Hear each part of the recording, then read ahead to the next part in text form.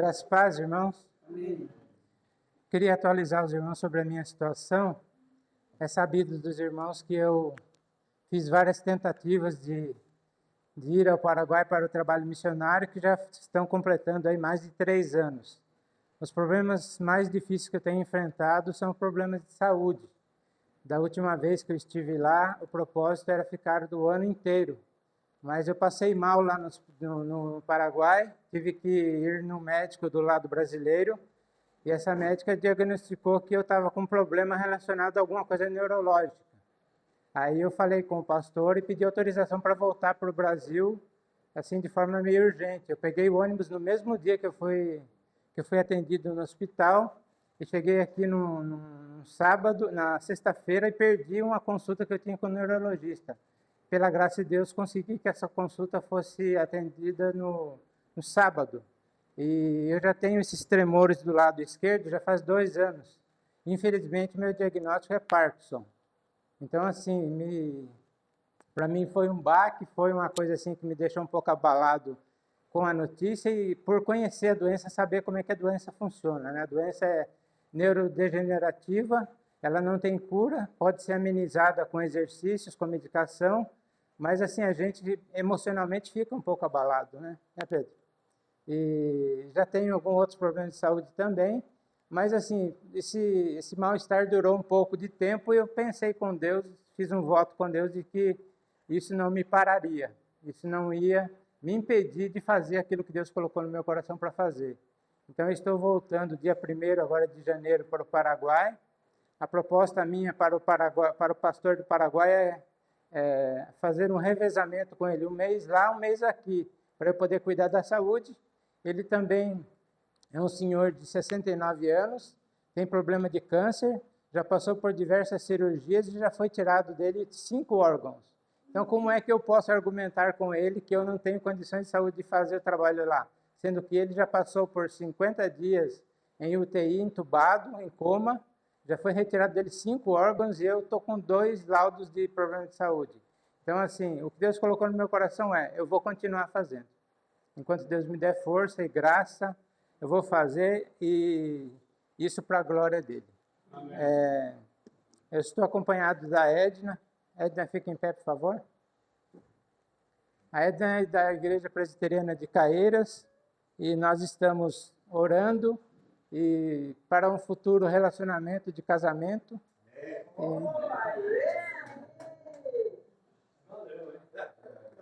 Então eu peço a oração dos irmãos para isso também. Ela é uma mulher de Deus e tem se dedicado à obra do Senhor. Amém? Eu não posso falar que eu sou meio emotivo, então já viu como é que é. Quero compartilhar com os irmãos um texto que está em Josué 24, 14 a 24. Mensagem sobre o povo de Deus que está em Josué 24, 14 a 24.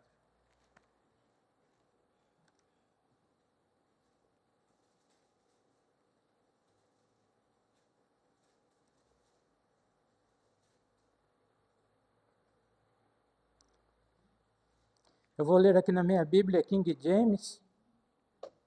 Talvez haja uma diferença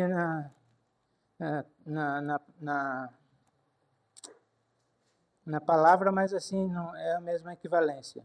Agora, portanto, temei ao Senhor, servi-o com integridade e com sinceridade.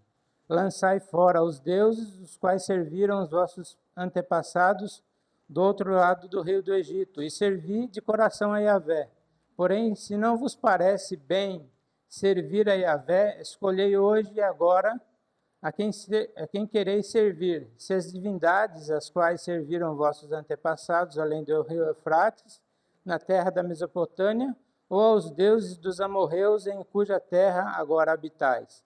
Eu e a minha casa serviremos ao Senhor.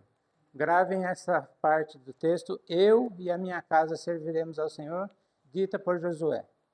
Diante disso, o povo unânime respondeu: longe de nós abandonarmos Yahvé para servirmos a outros deuses. O eterno nosso Deus é aquele que nos fez subir, a nós e os nossos pais, da terra do Egito, da casa da escravidão, que fez estes sinais portentosos diante dos nossos próprios olhos, e nos guardou por todo o caminho que percorremos por entre todos os povos através dos quais passamos. E Yahvé pessoalmente expulsou de diante de nós todos os povos pagãos, bem como os amorreus que habitavam a terra. Portanto nós serviremos ao Senhor, pois Ele é o nosso Deus.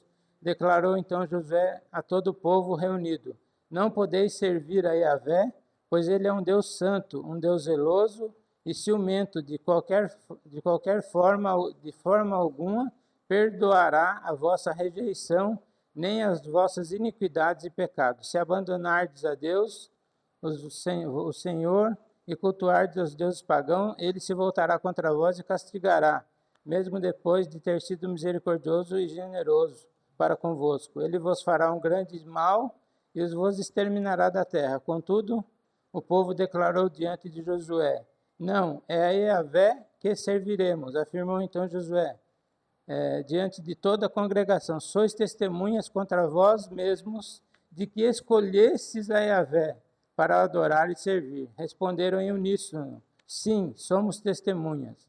Então Josué ordenou: lançai fora todos os deuses e ídolos estrangeiros que estão no meio de vós, e inclinai o vosso coração exclusivamente para Yahvé, o Deus de Israel. E todo o povo declarou diante de Josué: ao Senhor, o Eterno, nosso Deus, serviremos, e somente a sua palavra obedeceremos. Que texto maravilhoso. Irmãos, o relato de Josué aqui, de Deus através de Josué, começa falando de onde começa a formação do povo de Deus. Que Deus tirou Abraão da terra de Ur dos Caldeus, mais conhecida como Babilônia, né? E de lá, onde ele vivia no meio de um povo pagão. Sua família era pagã, ele era pagão. Mas Deus tirou um homem do meio de um povo pagão e chamou este homem para ser o pai de muitas nações, para ser o pai do povo escolhido de Deus. E esse homem, conta-se a história aqui, que depois de tirar Abraão, fez ele peregrinar até a terra de Canaã, conhecer a terra de Canaã. Depois, posteriormente, o povo de Deus foi levado para o Egito com a venda do nosso irmão José, e através dele se tornar governador, o pai dele, a família dele desceu, e todo o povo se estabeleceu ali por 400 anos, mais ou menos. E o povo já não contava mais com as mesmas benesses do começo, quando José estava, porque morreu o faraó, morreu os líderes daquele povo, e o povo já estava vivendo em escravidão e muito sofrimento. Tanto é que, quando o próprio José, já com 40 anos de idade, vendo que o povo estava sofrendo, até estava comentando com a Edna, né? Muito pouco se fala, mas ele comete um homicídio, né? Ele mata um dos egípcios que estava espancando um dos servos de Deus. E depois ele foge para o deserto, aí começa a sua peregrinação de conhecer a sua esposa, a sua família, e ele fica 40 anos no deserto, e depois Deus o manda para o Egito, para que saíssem do Egito, que Deus faria um grande milagre na vida daquele povo. E quando a gente fala de Deus agindo no Egito para tirar o seu povo da escravidão, muitas pessoas falam sobre essa história e passam assim um pouco, passam de leve por essa história. Mas essa história é muito profunda, e o que houve ali é algo sobrenatural, é algo muito forte. Quando Moisés é mandado para o Egito, ele pergunta para Deus: mas eu vou falar para Faraó, quem que está me mandando? E o texto aqui eu vou perder algumas coisinhas aqui, mas depois eu lembro. Quando Moisés pergunta para Deus quem é que está mandando ele, ele fala: o eu sou me enviou. E quando ele diz que o eu sou me enviou, ele não está comunicando simplesmente o Faraó, de que o Eterno, Yahvé, o eu sou, está enviando, mas sim a toda a potestade espiritual que estava sobre o Egito. Porque a vitória de Deus sobre o Egito foi sobre 10 pragas, mas não eram simplesmente coisas físicas, humanas. Eram toda a potestade espiritual do mal estava sobre o Egito. Então, o que é relatado aqui é que Deus foi até o Egito para resgatar um povo que estava debaixo não somente de uma escravidão física, mas de uma escravidão espiritual. Toda a potestade do mal estava sobre o Egito. Quando o povo saiu do Egito, perseguido pelos egípcios, e havia uma nuvem atrás, escura, para confundir os do Egito, e uma tocha na frente, uma fogueira na frente para iluminar o caminho.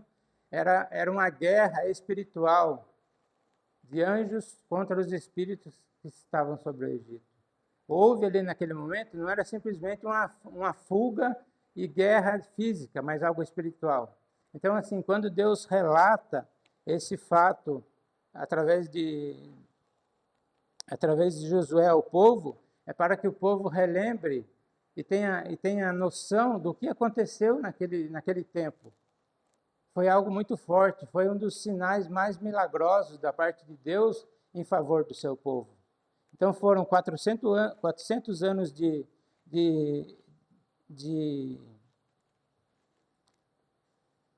400 anos de prisão, né, de subjugados no Egito. Deus mandou 10 pragas contra os 10 deuses do Egito, que simbolizavam os deuses do Egito, e todos eles foram vencidos. E depois ele fala da possessão das terras de Canaã, né? Que tudo o que aconteceu, desde a chamada de Abraão e o tempo no Egito, tudo foi provisão de Deus, tudo foi ação de Deus. Ele falou assim: eu fui a Terá, a terra dos caldeus, tirar Abraão de lá. Eu fui até o Egito e tirei vocês de lá com mão forte. Então percebam que Deus se coloca como o único e suficiente autor da obra de salvação, de libertação do povo do Egito. Não há contribuição humana. Aqui eu já vou partindo já para o princípio da nossa salvação, daquilo que nós somos em Cristo Jesus. Toda obra é de Deus, toda obra é divina. E o que aconteceu com o povo? O povo não deu valor a tudo isso que aconteceu e se deixou levar pela idolatria. Então o povo viu tudo que Deus fez no passado, no deserto, os 40 anos do deserto, tomaram a terra prometida, Deus entregou a terra prometida na mão deles. Deus fala em alguns versículos que a terra foi entregue de mão beijada, né? Embora houvessem moradores da terra e fosse preciso lutar contra eles, a terra já tinha plantação, já tinha casas construídas. Até nisso Deus foi zeloso, foi bondoso, né? Mas o povo, quando começa a idolatrar, o povo comete o pecado da ingratidão, do esquecimento daquilo que Deus fez no passado. E a gente percebe que desde Abraão, que era um povo idólatra, Deus está agindo em favor do seu povo. O povo com uma tendência, como nós, a se desviar da bondade de Deus, do amor de Deus. Também o povo de Deus teve essa tendência de desviar-se de Deus, seguindo outros deuses. E foi terrível, né? Porque para o povo veio o preço a ser pago por conta dessa idolatria, até os dias de hoje. E a Bíblia fala que em toda ação, eu sempre falo isso, né? No projeto de Deus de salvação do homem, de libertação do homem, eu vejo como um arco só, e nós que estamos trabalhando hoje como missionários, eu, pastor Ricardo, né? Outros irmãos que têm esse foco em evangelização e trabalho missionário, alguns pastores, a gente às vezes fica um pouco frustrado, porque a gente faz alguns anos de trabalho missionário. Eu tenho 12 anos de trabalho missionário. Tem gente que fala, nossa, é muito. Eu falei, não, é muito pouco. Então eu falo que dentro desse arco, desse propósito, desse projeto de Deus, eu sou uma formiguinha trabalhando aqui. Depois Deus chama outro e põe aqui na frente, e essa obra é completada. Vai ser completada por causa da graça e do favor de Deus. E a Bíblia fala em Filipenses 2,13, que é Deus quem efetua em nós tanto querer como realizar. Então, se parte dele, esse princípio de dar poder, capacidade de efetuar a obra dele, quem somos nós nessa obra, né? Somos apenas servos dispostos a fazer a obra do Senhor, mas muito limitados. Então, toda a honra e toda a glória a Deus que está à frente desse projeto. A proposta de Josué foi interessante, ela foi primeiro colocada aos anciãos. Quem faz um curso de missiologia vai entender que em toda cultura tribal, você não chega lá e procura os jovens da sua idade para se aconselhar ou para ganhar como se chama? Um green card, para entrar naquela cultura. Você procura o mais velho. Graças a Deus eu aprendi isso antes de entrar na cultura indígena. E uma das pessoas que eu fiz contato quando estava com os indígenas se chamava Pastor Adalberto. Ele tinha mais ou menos uns 80 anos de idade. Eu visitava ele constantemente. Irmãos, vocês não têm ideia de como isso abriu portas para mim. Eu fiz a lição de casa. E através dele eu ganhei respeito, liberdade para trabalhar dentro do povo, com o povo. E os líderes mais influentes daquela cultura abriram portas para mim. Eu me tornei amigo do povo Terena. Um dia, sentado na mesa com eles, esse ancião se levantou e falou em algumas palavras em terena que eu não entendi nada. Não havia Google Tradutor naquele dia lá. E aí ele falou assim: irmão Sérgio, você entendeu o que eu falei? Falei: não, irmão. Não, pastor. Ele falou: eu falei assim, agora o Sérgio é nosso irmão Terena. Eu arrepiei e quase chorei de novo, porque eu sou muito chorão. E falei: que honra, que privilégio, um branquelo como eu ser chamado de irmão Terena. Então ele estava dizendo: a partir de agora nós confiamos em você. Você faz parte de um grupo que também pode falar, pode opinar sobre os nossos futuros, as coisas que nós estamos passando. Então, assim, eu me senti muito grato por esse privilégio que eu tive. E estava explicando para o Ricardo, porque houve uma investida lá de um grupo de pessoas que fizeram um trabalho totalmente equivocado. Escolheram pessoas equivocadas para intermediar o contato com os indígenas, porque não conhecem, principalmente a Bíblia.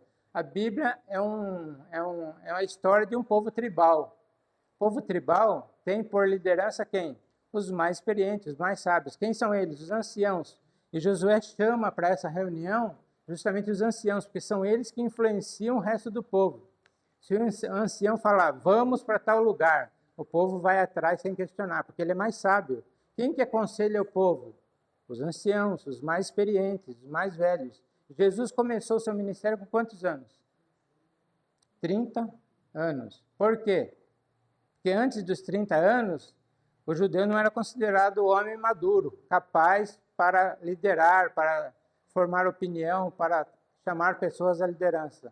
Ou melhor, chamar pessoas para segui-lo. Então, o próprio Jesus se submeteu à cultura judaica, obedecendo à cultura para que ele pudesse ter sucesso no seu ministério. Então, assim, por que eu estou falando isso? Porque é muito importante isso daqui, porque antigamente, como a gente viu aqui, como Josué fala, eu e a minha casa serviremos ao Senhor. Por quê? Porque Josué era um líder e antigamente, os irmãos, eu tenho lembrança do meu pai. Se o meu pai falasse assim, comunicasse à família, nós vamos mudar para São José dos Campos, aqui surgiu na cabeça agora. Daqui uma semana, pode arrumar as coisas. Ninguém questionava, nenhum filho questionava, a minha mãe, coitadinha, não questionava, porque havia essa réplica de um costume antigo, tribal, que era assim, o homem tomava as decisões. Hoje nós temos um padrão de sociedade totalmente diferente, onde já não temos mais esse padrão familiar, né, em todos os lugares. Há muitas mulheres que são mães solas, como se chamam hoje, né, com 2, 3 filhos, sem um marido, e elas decidem as coisas, elas tomam decisões. Mas naquele tempo, no tempo da Bíblia, o homem tomava as decisões e a família acompanhava. Assim era, e também diante de um povo, o líder, cacique, um ancião que era eleito para aquele papel, tomava as decisões, os rumos para aquele povo. Para se pregar o evangelho para um povo, você chega primeiro no ancião, pede permissão para ele, e talvez se você trabalhar a conversão dele, falar de Deus para ele, você vai atingir toda a comunidade com muito mais sucesso do que se você falar para um jovem. O jovem vai te dar um resultado futuro, mas o ancião já começa a te abrir as portas e pode dar algum resultado mais imediato. Então é muito importante isso. Eu queria que colocasse o Deuteronômio 4, 7, 8.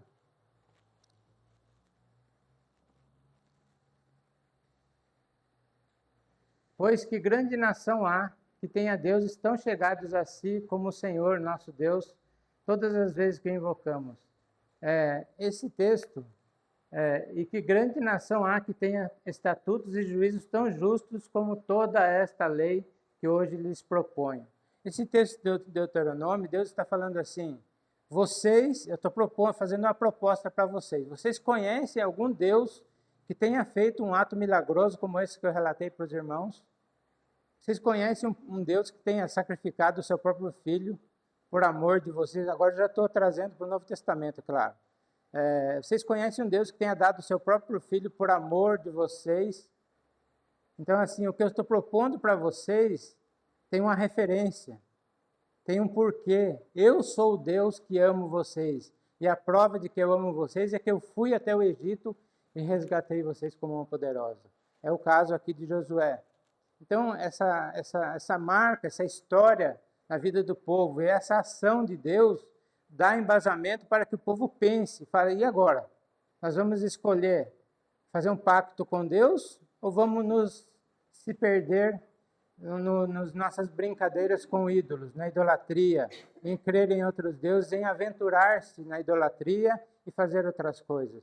Certamente que essa palavra ela é muito forte e o povo, como nós vemos aqui, o povo confirmou, né? Juntamente com Josué, não. Nós também, a nossa casa vai servir ao Senhor. Então, assim, quando nós pensarmos, muitas vezes, na nossa vida, nos momentos de dificuldade, como eu relatei para os irmãos que eu tenho passado, eu olho para trás. E assim, eu penso assim, eu conheço a Cristo desde os 21 anos, eu tenho 58, então são 36 anos que eu estou caminhando com Deus. Cadê o irmão William? Irmão William, quantos anos de caminhada?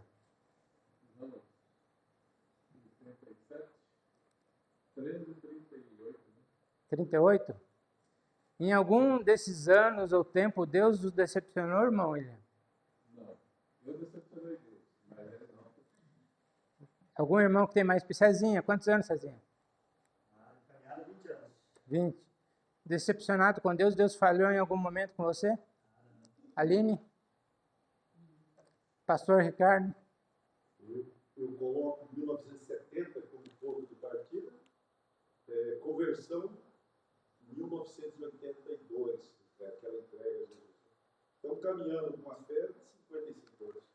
Eu estou fazendo isso aqui, não é comum a gente abrir na pregação, né, para os irmãos falarem, mas eu queria que fosse um testemunho da boca dos irmãos para que os mais novos aqui na fé entendam de quem nós estamos falando. Do Eterno, de Yahvé, do Deus Todo-Poderoso. 36 anos de vida eu tenho com Deus. Em nenhum momento Deus me decepcionou. Deus foi fiel em todo e qualquer momento. O Ricardo conheceu minha casa lá no Pantanal.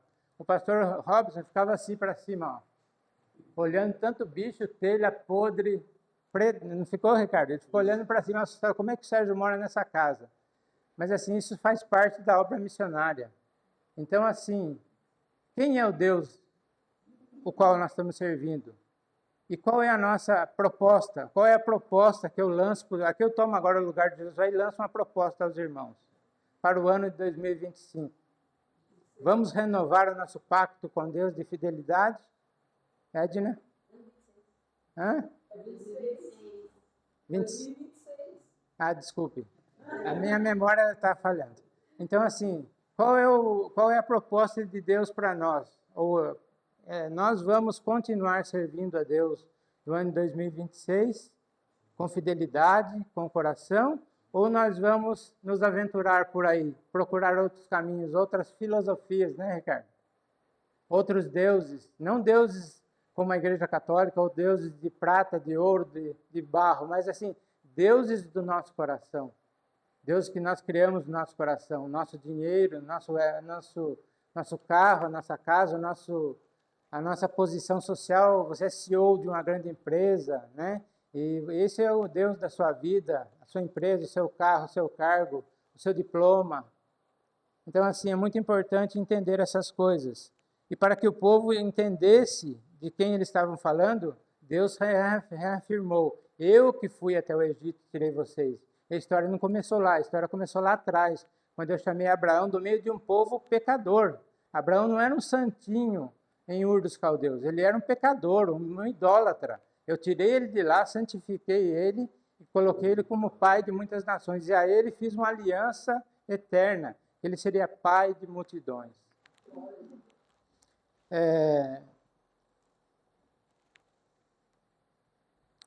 E uma coisa importante para nós hoje é falar que Moisés é um tipo de Cristo, certo, pastor Ricardo? Certo, pastor? Moisés é um tipo de Cristo. Cristo é o nosso libertador. Romanos 5,8 diz assim: mas Deus prova o seu próprio amor para conosco pelo fato de ter Cristo morrido na cruz por nós, sendo nós ainda pecadores. Então, hoje, baseado nas experiências mais novas do Novo Testamento, aqui falando, como é que eu sei que eu posso confiar em Deus e por que eu deveria renovar meus votos, meu pacto com Deus de aliança, de fidelidade, de servir a Deus? Porque Deus nos ama.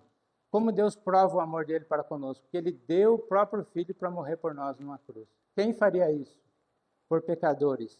Então, assim, Colossenses 1,13, coloca para mim, Pedro, por favor.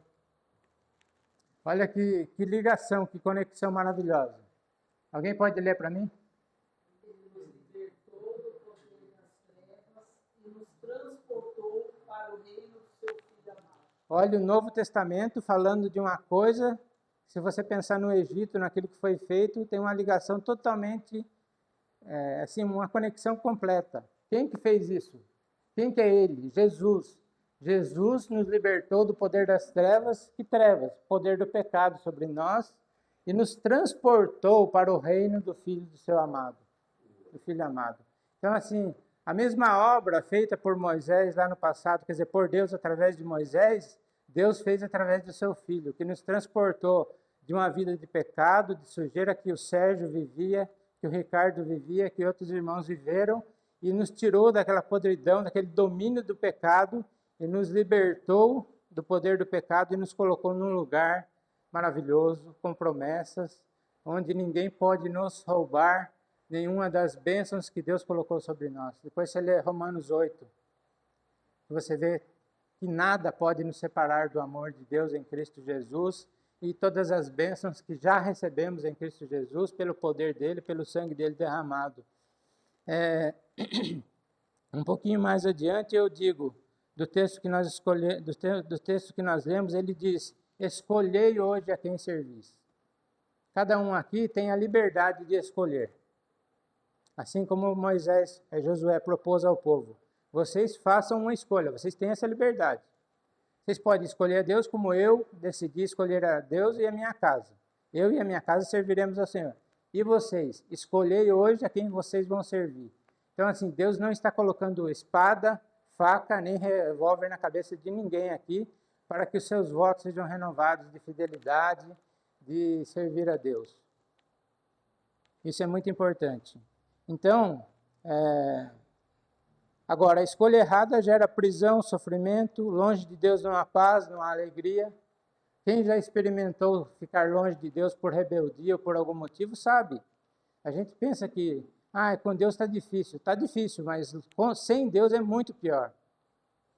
A gente dorme às vezes chorando, né? Os que com lágrimas semeiam, com júbilo ceifarão. Muitas vezes eu chorei diante de Deus, por causa das minhas crises, eu tenho depressão, agora Parkinson, e estou com um probleminha no joelho também. Quem quiser, depois a gente pode conversar sobre medicamento, eu entendo de tudo. Então, assim, brincando, mas assim, Deus é maravilhoso, Deus é fiel em tudo aquilo que Ele permite. Se Deus permitiu isso na minha vida, eu vou prosseguir dessa forma. Então, assim, mas nós temos a opção da escolha. Você não é obrigado. Você pode se levantar agora, sair daqui, ninguém vai brigar com você. Tenho certeza disso.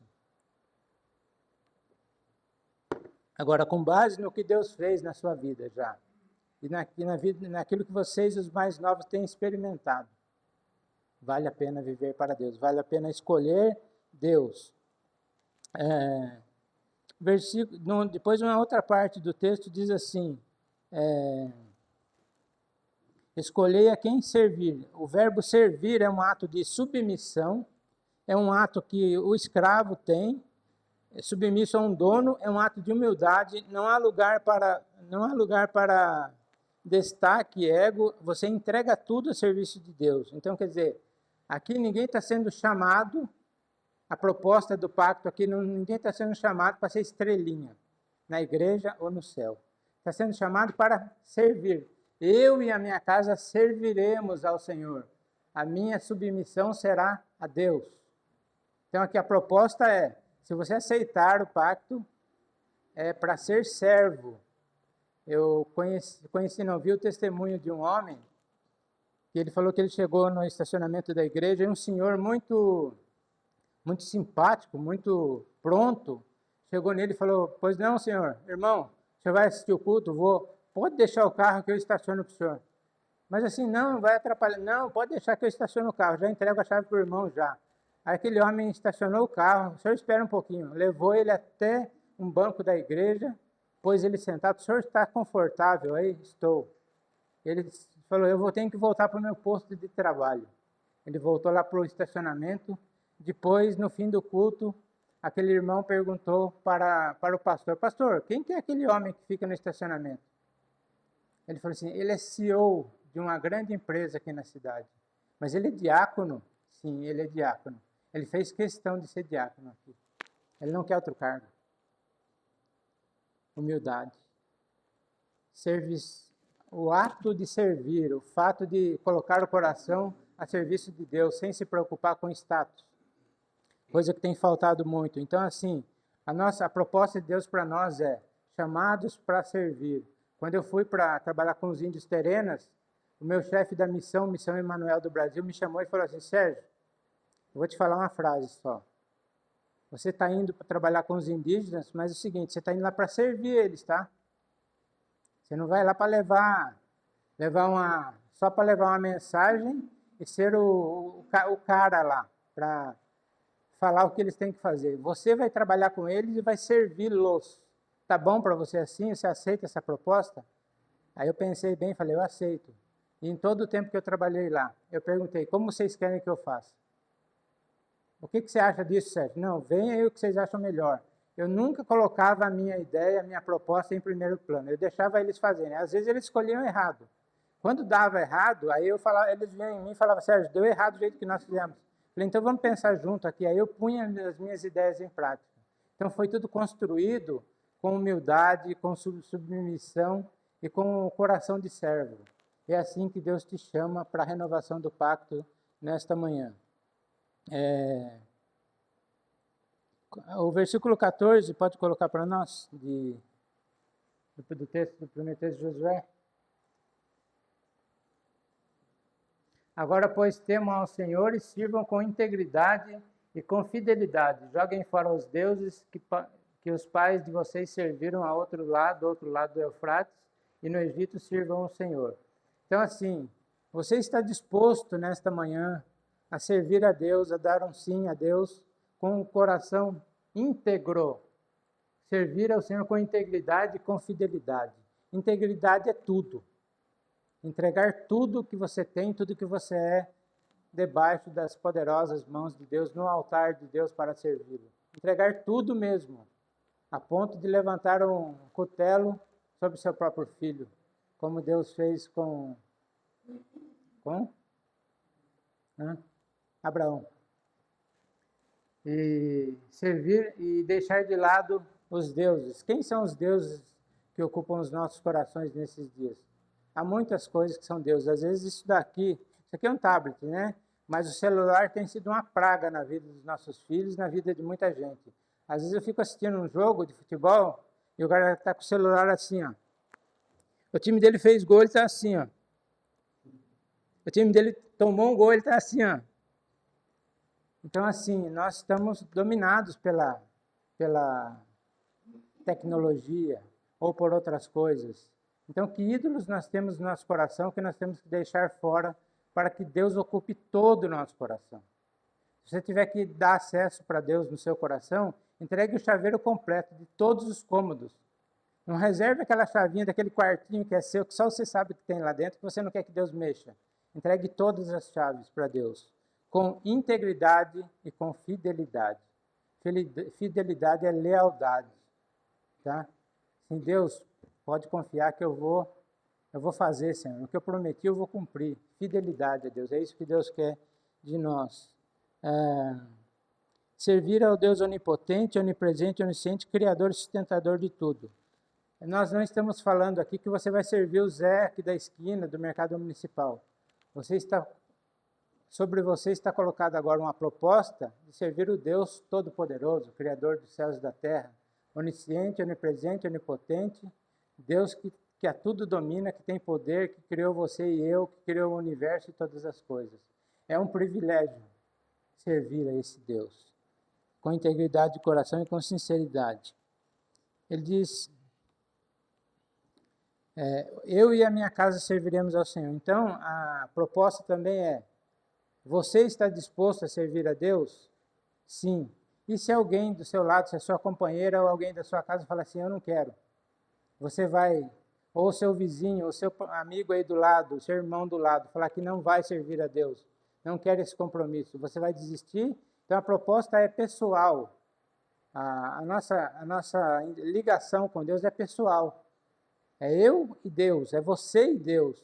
Se o Pedro não quiser, deixa o Pedro viver a vida dele. Se o Pedro quiser e a Fabiana não quiser, deixa a Fabiana seguir a vida dele. Não sejamos influenciados pelo mundo, pelas outras pessoas. A proposta é pessoal, para nós. Então você tem que decidir. Lembra da proposta de Jesus para Pedro? Quando Jesus prega uma palavra dura e os discípulos, não, os ouvintes começam a ir embora, porque a palavra de Jesus foi dura. E aí Jesus fala para os discípulos, vocês também acharam a palavra dura e querem ir embora? Fiquem à vontade. Aí Pedro olha para Jesus e fala, para quem iremos nós? Só tu tens as palavras de vida eterna. Então assim, eu digo que nós temos uma proposta diante de nós que não tem outra resposta para aquele que já conhece a Deus, para aquele que conhece a história de Deus. Nós não vivemos um período bíblico, mas nós temos a referência de que tudo isso é verdade. E nós temos experimentado aquilo que os homens lá atrás experimentaram. E é muito bom a nossa intimidade com Deus, a nossa comunhão com Deus. Então, assim, não tem como dizer não a Deus depois de tê-lo conhecido, de ter uma vida de intimidade com Ele, de sentir no coração. Desde 1989, a primeira vez que eu estive numa igreja, o Ricardo estava falando da igrejinha lá no Parque dos Estados, era um cômodo, metade desse daqui, de bloco à vista, um banquinho duro de sentar, ruim, né? Chão de concreto só meio raleado assim, mas era um lugar abençoado, né, Ricardo? Como a gente sentia a presença de Deus naquele lugar. Eu não sei explicar. Os irmãos amados assim, a gente comprava aqui suco, gente, sem mentira nenhuma. Era que suco, né, Ricardo? A gente servia no fim do culto que suco quente num copo de plástico. Mas assim, era tão gostoso o amor que havia entre nós. Qual que era o fator ali que fazia a diferença? Deus. O Espírito de Deus estava presente. E a gente podia senti-lo, assim, quase que apalpar. Então, isso faz diferença na nossa vida. Nós não podemos deixar de lado essa proposta de Deus. O texto que eu li está em João 6,68. Tudo ele fez, ele nunca falhou, ele nunca mentiu. Deus não é homem para que minta, Deus não é homem para que se arrependa. Então, quer dizer, o Deus que te faz as promessas e as propostas de pacto é o Deus que não mente, que não falha, que nunca falhou. Eu perguntei aqui para os que estão há mais tempo na igreja. Talvez o Fabiano, não sei quantos anos soubendo. 22, está vendo?